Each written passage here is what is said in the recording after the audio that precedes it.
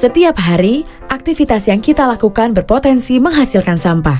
Sampah yang dihasilkan biasanya berupa sampah organik, yaitu segala sesuatu yang mudah terurai, misalnya daun-daun kering, tulang, duri, dan lain-lain.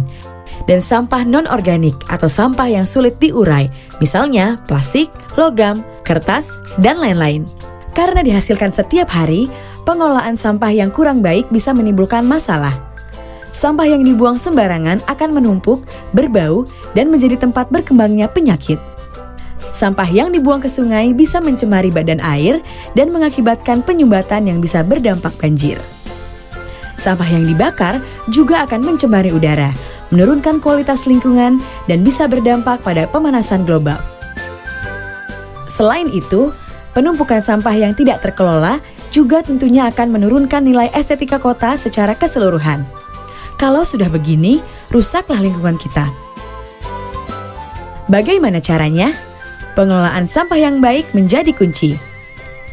Pengelolaan sampah harus berwawasan lingkungan, menetapkan prinsip kemandirian yang produktif, dan mengedepankan prinsip 3R.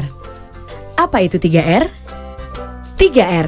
3R adalah singkatan dari reduce, reuse, dan recycle. Reduce adalah upaya mengurangi timbulan sampah. Contohnya, memakai tas belanja, mengurangi penggunaan tisu, mengurangi penggunaan pampers. Reuse artinya upaya menggunakan kembali bahan atau barang supaya tidak langsung menjadi sampah. Contohnya, botol plastik tidak dibuang tapi masih dapat kita gunakan menjadi vas atau tempat pensil. Recycle artinya menggunakan kembali bahan yang telah melalui proses pengolahan, misalnya plastik bekas diolah menjadi biji plastik yang kemudian bisa diproses menjadi benda-benda plastik seperti ember misalnya. Nah, program 3R ini bisa menjadi salah satu solusi untuk menata lingkungan dalam penanggulangan sampah, antara lain melalui pembangunan infrastruktur TPS atau tempat pengolahan sampah yang berprinsip 3R. Pembangunan TPS 3R dilaksanakan dengan metode berbasis masyarakat guna mengurangi timbunan sampah yang diangkut ke TPA atau tempat pemrosesan akhir dan memanfaatkan sampah sebagai sumber daya sehingga umur TPA menjadi lebih panjang. Penanganan sampah di TPS 3R ini meliputi pemilahan sampah, pengumpulan sesuai hasil pilahan, proses pengolahan dengan metode composting dan daur ulang, dan pengangkutan residu ke TPA. Kegiatan berbasis masyarakat sangat menekankan pada partisipasi masyarakat, mulai dari tahap perencanaan, pelaksanaan, pengelolaan, sampai dengan pengawasan. Ini juga dilakukan pada program pembangunan TPS 3R. Program ini melalui beberapa tahapan, yang semuanya melibatkan peran aktif masyarakat, yaitu perencanaan. Tahapan ini dimulai dengan pemilihan lokasi melalui metode selotip atau seleksi lokasi partisipatif. Dilanjutkan dengan sosialisasi program, pembentukan kelompok swadaya masyarakat atau KSM, dan tim swakelola.